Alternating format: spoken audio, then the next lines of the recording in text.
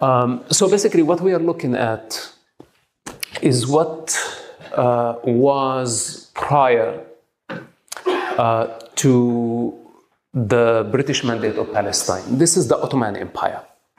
They occupied our region for 400 years. This is the last Islamic empire. The Ottoman Empire was the final Islamic Khilafah. Or maybe ISIS. They tried later on, but they did not succeed. So this is 1913, approximately 6 years before the collapse of the Ottoman Empire, which was the outcome of the World War I. And can we see, please, map number 2? There we go. So now this is the new color. What you see the British influence and control. Most of the land that I'm interested to discuss tonight is between France and Great Britain. This is when the British Mandate of Palestine was born. It started developing in 1919, but then it was manifested in 1922. This was the beginning of what we know today as Palestine. Of course, why the British choose the name of Palestine? Because there were some ancient group that actually we don't have any evidence of their existence except in the Jewish Bible, and could be some Roman text that called the Philistines. But they vanished. To connect them to the people today and say, they have the same DNA, they have the same Bible, they have the same currency, they have the same scripture, lineage, that's not true. They're totally disconnected. And so they call the region from the river, the Jordanian River, to the Mediterranean Sea, Palestine. In that region, we had Jews, Arabs, Druze, Christians, Muslims, invaders, all type of people. And all these people were given a Palestinian passport issued by the British. So the Jews who lived in that era, the colonial entity, from 1922 to 1948, the Jewish people were called Palestinians. Everybody was called Palestinian. But who invented the name Palestinian and who issued the passports and the currency? It was the colonial entity of Palestine.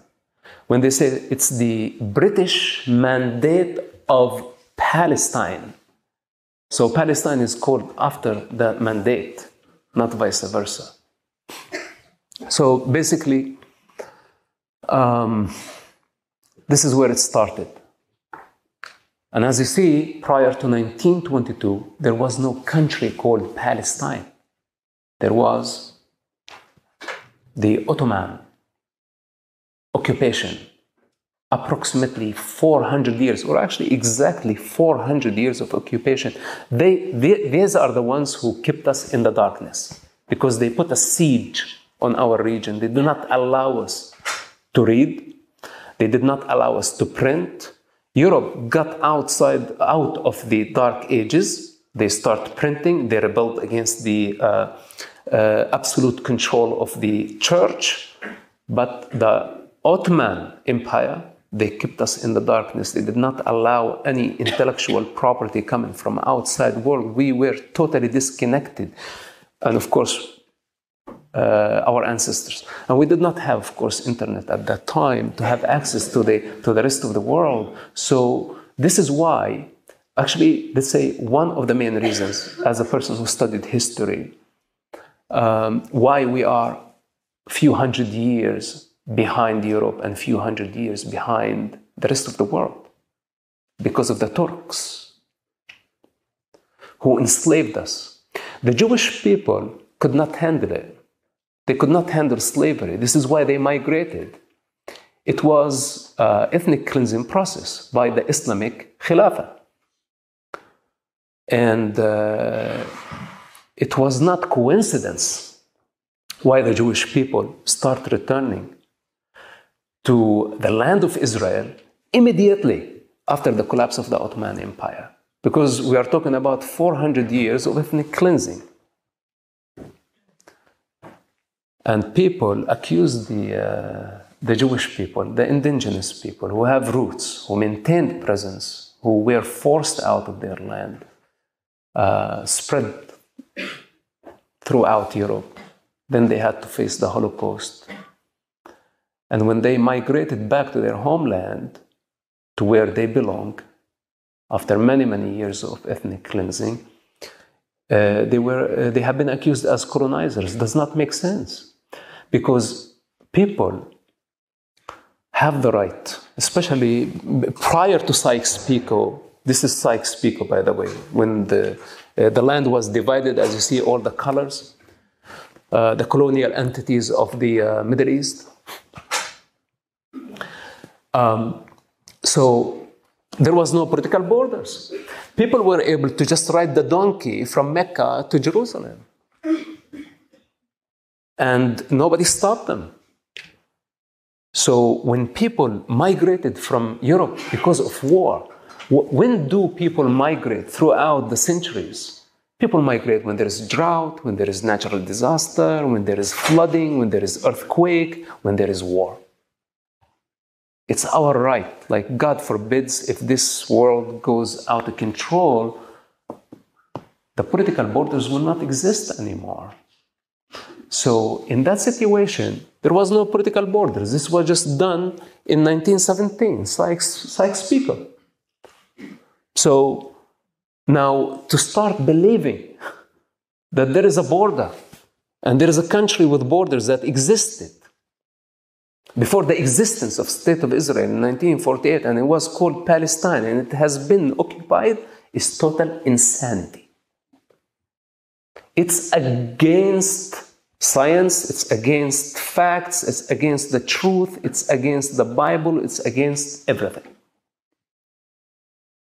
I'm not saying that the Arabs did not exist. This is, again, my ethnicity, and I will never cancel their right to exist. In fact, Israel acknowledged the Arab presence. This is why there were just few 100,000 back in the day when Israel was established, and today we have more than 2 million Arabs who live in Israel.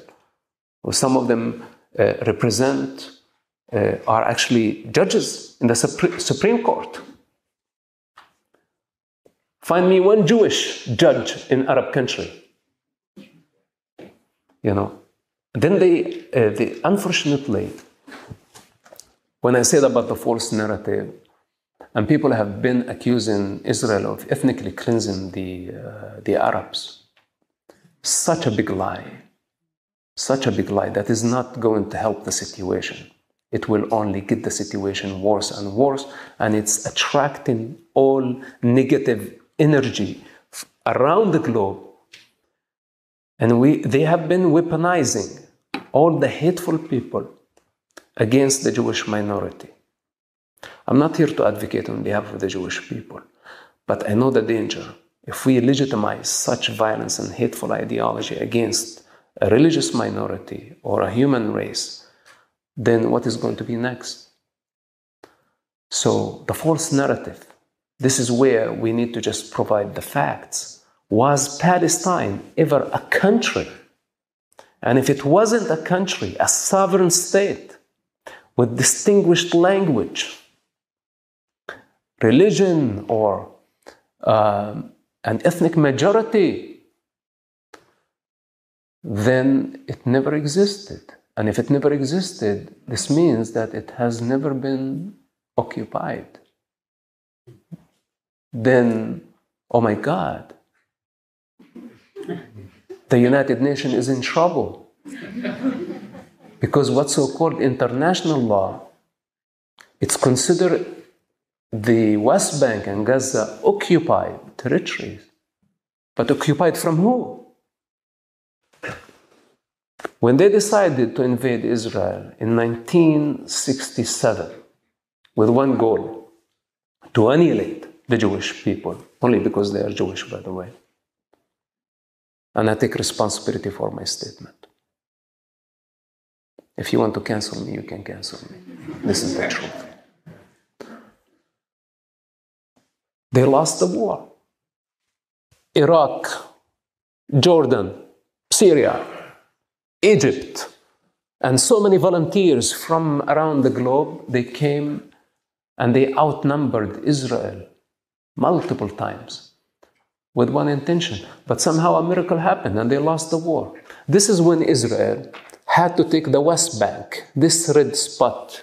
I think most of us right now know what the West Bank and the Golan Heights, the Sinai Peninsula, and the Gaza Strip, where all the chaos is happening right now. That was the outcome of the Arab invasion of 1967. But why Israel stayed there? Because when Israel was established, it's in the coast area, the coastal, by the Mediterranean Sea. On the top sits the West Bank, on the top of the mountains. Then there is the Jordanian Valley.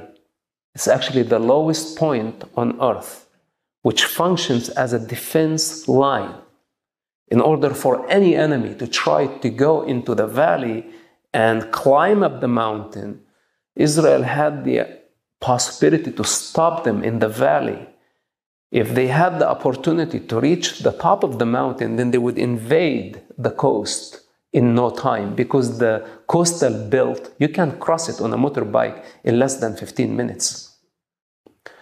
So this is why for Israel, it's a matter of security, number one. It's not a matter of stealing land.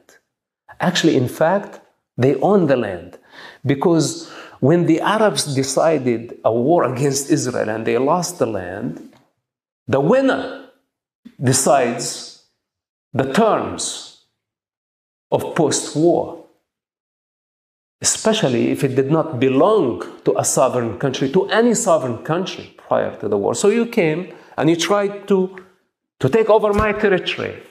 Then I kicked you out of a territory that actually does not belong to you. I'm just pushing you back for my security. So you don't have the capacity to invade me overnight and commit a Holocaust against my people. So why the Arabs felt entitled for that land? There is a reason, but I don't want to discuss it tonight, because it might take us to a dangerous place. Then after that, I may be labeled Islamophobic. Then I would be cancelled again. Maybe I would be sentenced to death again and again and again. So anyway, the Arabs, we had our opportunity to establish an Arab state before even the Palestinian identity was fabricated.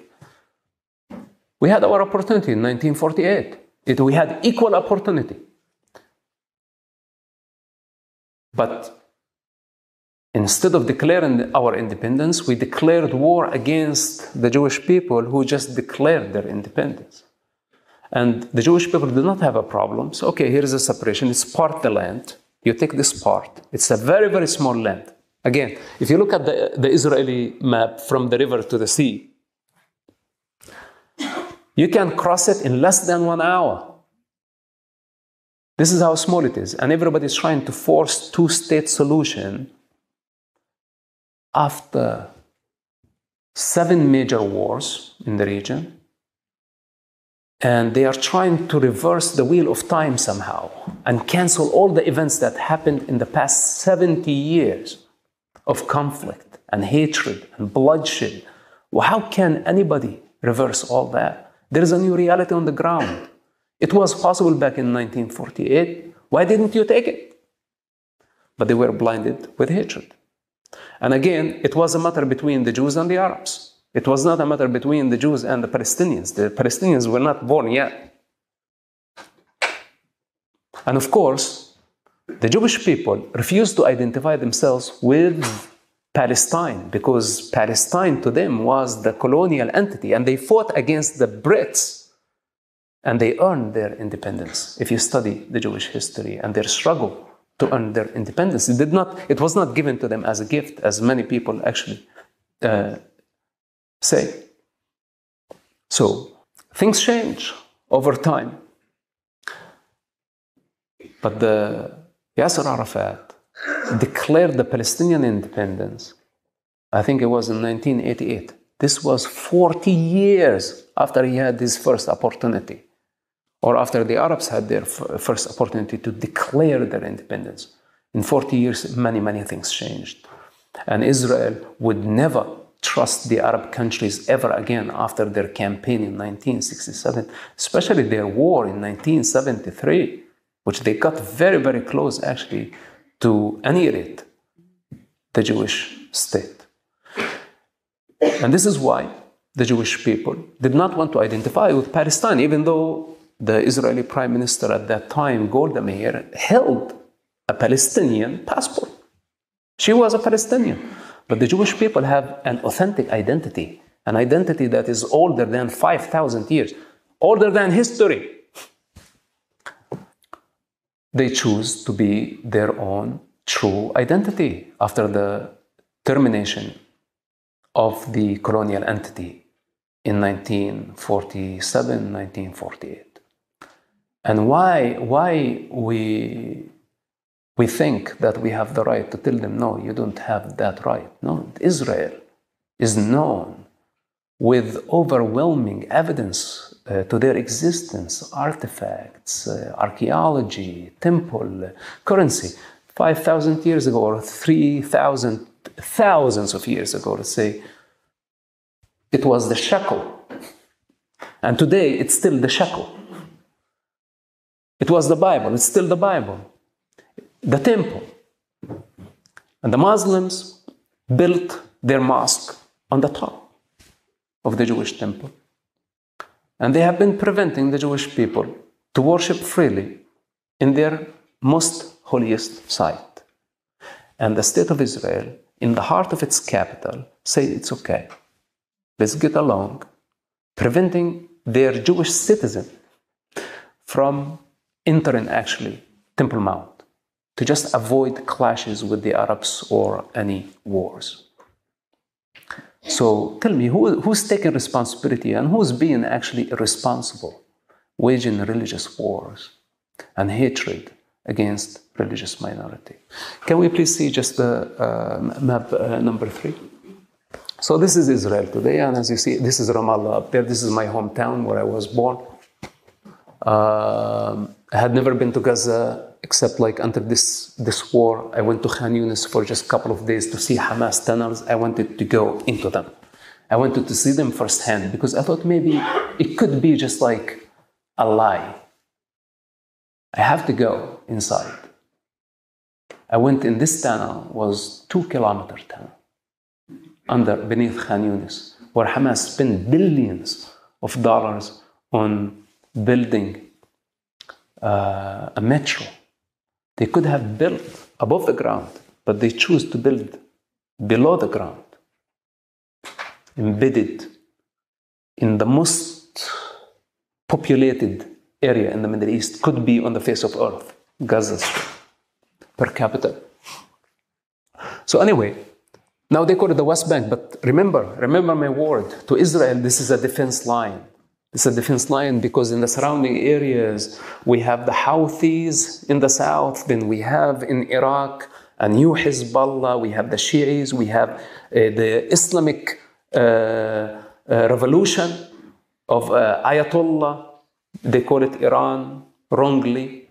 The people of Iran don't belong to that culture. It's just like another fanatic group who hijacked the Iranian people for the last 46 years. So basically, hundreds of millions of people. Israel is very, very small. We saw what happened on October 7th. They can invade in masses, then it would be chaos if Israel does not stop them in this natural defense line, the Jordanian Valley. The only way, or the other way, to nuke the people. And we don't want to reach that point, to start like throwing mass destruction weapon because Israel is totally outnumbered. So with that said, we need to respect the reality on the ground. We're not looking only at map. We need to understand geography. We need to understand history. And I separate myself. I don't want to consider myself educated. But you are educated people. And all this chaos is based on lies. So we must bring the facts and the truth to the public. Otherwise, this Palestine is a very, very dangerous trigger. And you see how it developed, how fast it developed. And today, so many people have been legitimizing violence by the name of occupation, colonialism. Even today, here on campus, we have calling to divest from Israel, boycott Israel, sanction Israel, arm embargo. Why? Why? How else can we deal with Hamas? And this is an organization, by the way, my father helped establish. How else can we deal with this? And I tell you something, negotiations between me and my father reached a dead end. And that's me and my father. That's it. There is nothing to talk about. I cannot convince him, and he cannot convince me. And one of us is right, and the other is wrong. One of us is to the right side of history, and the other one is on the wrong side of history. And at this moment, I am not claiming that I am on the right side of history, but time will prove. What I know for sure, and where I stand in certainty, that violence is a dead end. And unfortunately, when they decided to go and did what they did on October 7th, I saw the footage that some of the public saw, and also I saw footage that was not released to the public, especially in relation to rape.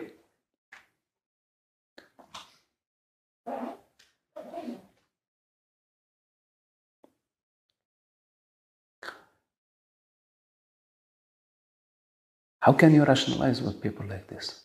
That's it, it's dead end. It's over. And